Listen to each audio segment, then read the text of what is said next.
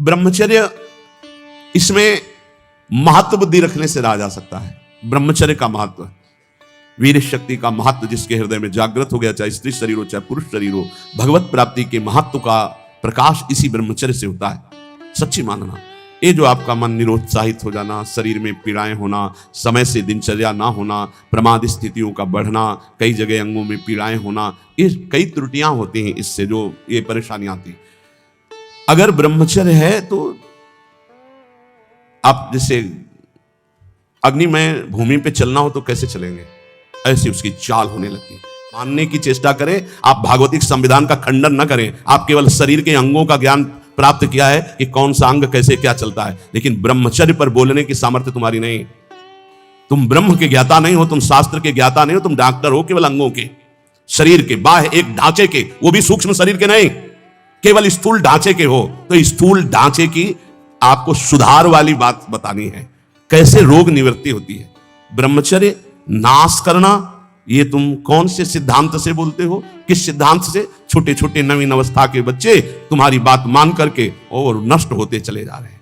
8-8 बार 10-10 बार वो ऐसी चेष्टाएं करके इस दशा को प्राप्त हो गए कि सामने आके कहते, एक अधिकारी का बच्चा, वो अधिकारी भी बैठे थे अपनी पोजीशन में, सिर्फ आपका वीडियो सुना तो आपको बताने आया हूं, मुझे बचा लीजिए। ऐसे बैठे तो बिल्ला लगे, मुझे बचा लीजिए, नहीं मैं अपना शरीर दूंगा। नहीं नहीं बच्चा, नहीं, बिल्कुल नहीं, तुम बिल्कुल ठीक हो जाओगे। तुम एक बार हिम्मत करो, हमारी बात को मानो। हमारे पास कोई औषधि जादू टोना नहीं, केवल हमारी बात मान लो, भगवान तुम्हें शक्ति देंगे, तुम इससे निकलो, इससे निकलो। ये ब्रह्मचर्य बहुत बड़ी अमृत वस्तु है। हमारी प्रार्थना मान लीजिए, ये मन जब बहुत, तो भगवान छूट दे देते हैं।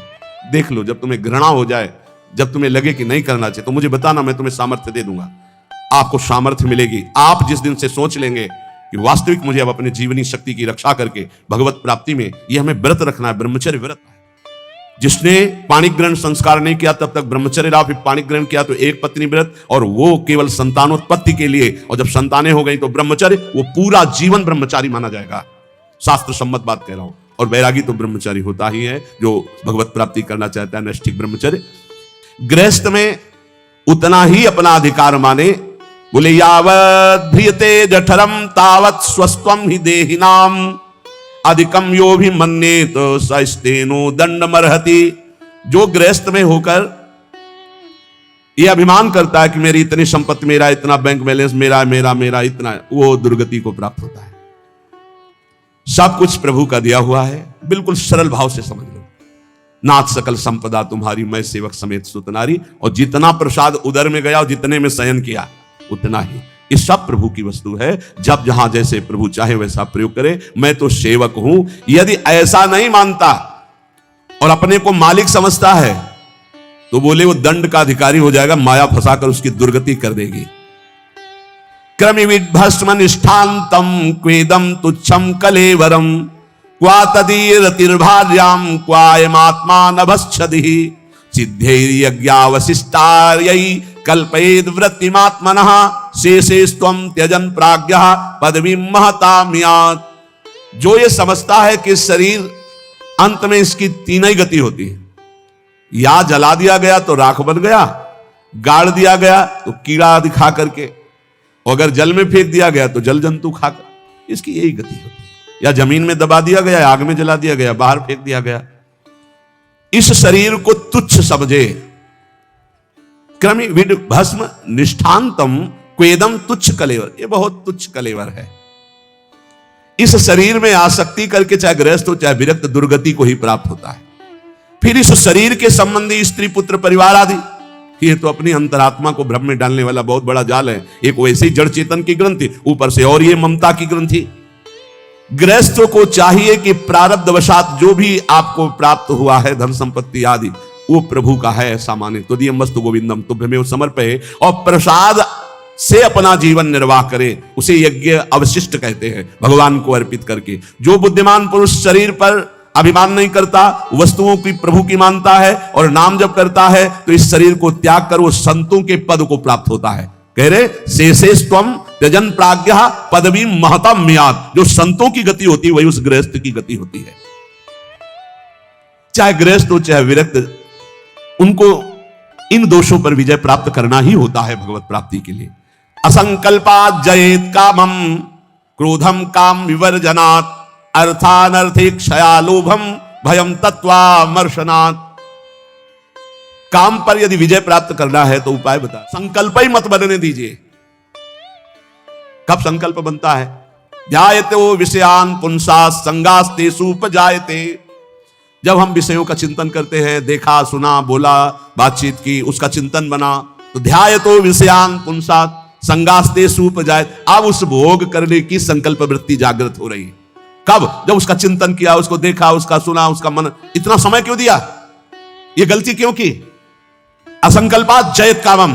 तुमने समय दिया, संकल्प बना दिया, अब तो तुम्हें भ्रष्ट होना ही पड़ेगा। अब तुम्हारे पास रह नहीं गया कुछ बचाने के लिए, ले जाएगा, नष्ट कर देगा, तुम तन्मय हो गए। काम से बचने का उपाय बता रहे हैं। ध्यान ना होने पावे, संकल्प ना बनने पावे।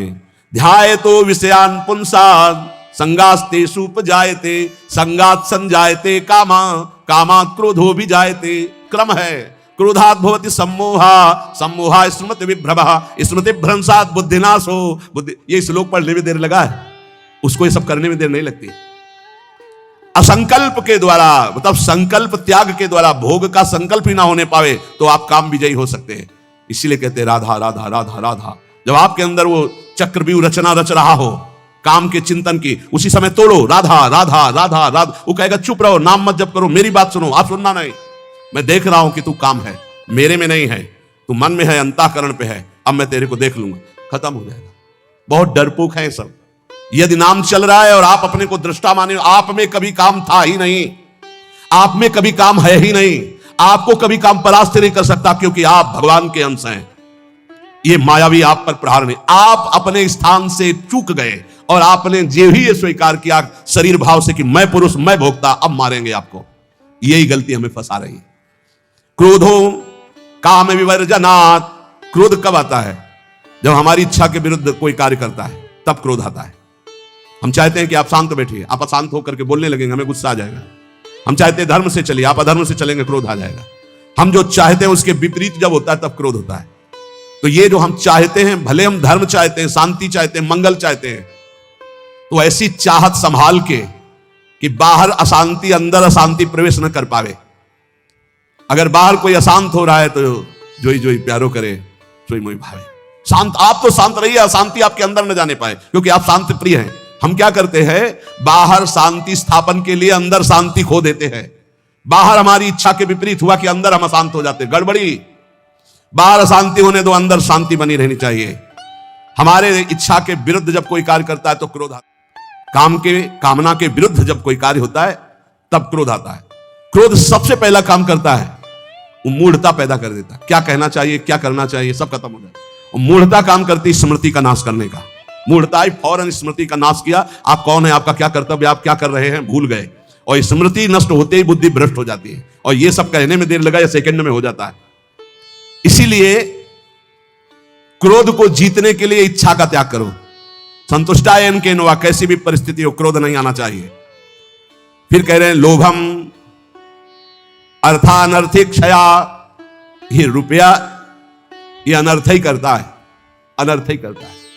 यदि भगवान का भजन नहीं हो रहा तो ये रुपया अनर्थ पैदा कर देता है। यदि शब्द इसलिए लगाया कि अगर भगवान का भजन हो रहा है तो सुधन धन्य कहा गया। प्रथम गति जात की संत सेवा में, भगवत आराधना में, प्रभु के उत्सवों में, अन्य जीवों की सेवा में वो धन जाता है, संपत्ति। गुरु जी आप उल्टा सीधा बोलने लगते हो। कितनी बढ़िया रतन जवाहरात हीरा की थैली आप कह रहे हो डाइन ने खा जाएगी, छूना मत मार देगी। अरे बड़े मजे हो जाएंगे, खूब साधु सेवा करेंगे, कीर्तन करेंगे, भंडारा। तुम्हें विश्वास नहीं हो रहा ये खा जाती है? अच्छा रुको, चलो वहां झुरमुट में बैठते हैं और देखो ये डाइन कैसे खाती, किस किस को खाती। वो बैठे ही थे कि 4 राज सैनिक घोड़ों पर उस समय चलते थे। घोड़े से चारों रुक गए। बोले यार किसी की गिर गई। आसपास तो कोई दिखता नहीं, जब गिरी हुई चीज है तो हमारे ही अधिकार में आ गई, हम चारों लोग बांट लेते हैं। बोले हाँ बांट लेते हैं, चलो एक पेड़ के नीचे बैठे। यार भूख बहुत लगी है, अब इतनी संपत्ति मिली तो बढ़िया ठंडा जल लाओ और भोजन लाओ, चारों लोग पाया जाए, फिर इसे 4 हिस्सों में बांट के फिर हमारी तो ड्यूटी चल रही। 2 गए लेने बाजार से भोजन सामग्री, उसी अर्थ से उन गए। बहुत कीमती कीमती रत्न है। बोले इरादा क्या है? बोले हम दोनों यहीं पा लेते हैं। कह देंगे कि हम तो पाले थे और जहर मिला देते हैं, उनको ले जाते हैं, विश्वास से पालेंगे, दोनों मर जाएंगे, 2 हिस्से में बांट लेंगे, 4 हिस्सा क्यों लगेगा? बोले बढ़िया बात है। दोनों ने पाया, उनके वाले में अलग से जहर मिलाकर उनको, और इधर इन दोनों ने आए, वो 2 गए हैं, लौट के आए, धीरे से सीधे यहीं शूट कर देते हैं। जब राज दरबार में पूछा जाएगा तो कह देंगे कि दुश्मनों ने शूट कर दिया और 2 हिस्से में बांट लेते हैं। बोले बहुत बढ़िया, ऐसा ही करते हैं। बोले देखते ही दूर से ही गोली मार देना, नजदीक ना आने पावे, क्योंकि जब ये साबित करना है कि दुश्मनों ने मारा है तो दूर से ही मार देना। इधर दोनों ने प्लान बनाया उनको गोली से शूट करने का, उधर प्लान बनाया उनको जहर से मारने का। अब वो जो ही नजदीक, इसके बाद नजदीक गए, उनका यार खान पान की सामग्री तो है ही, अच्छे से खाया पिया जाए, 2 हिस्से किए जाए। दोनों ने बैठकर पेड़ के नीचे खाया और जे ही जल पिया तो तीक्ष्ण जहर मिला था, दोनों मर गए, चारों मर गए। गुरुजी निकले, बोले देखा डाइन खा गई, जेव कहते हो सब टिप्पणी खा गई, 4 को मार डाले, भाग यहां से, इसको मत छूना, कितनों को मार देगी। अर्थ अनर्थे क्षया, भगवान से विमुख होकर जो अर्थ कमाया जाता है वो अनर्थ पैदा कर देता है। इसलिए लोभ पर विजय प्राप्त करो, लोभ करो प्रभु के नाम का, प्रभु के चिंतन का।